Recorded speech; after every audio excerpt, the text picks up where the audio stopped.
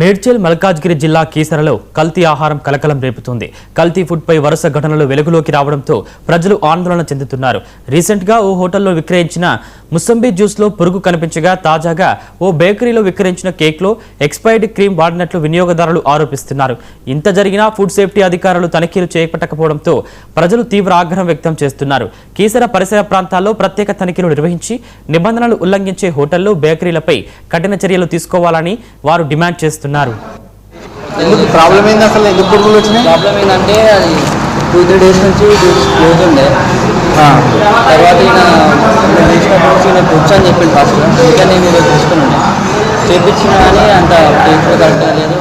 Cleaning చేసి చేయాలి కమ్మా. Clean చేసింది పొద్దున్నే, కానీ అది ఎప్పుడు వచ్చింది 2 రోజులు రోజుల వరకు అట్లా అయిపోయింది.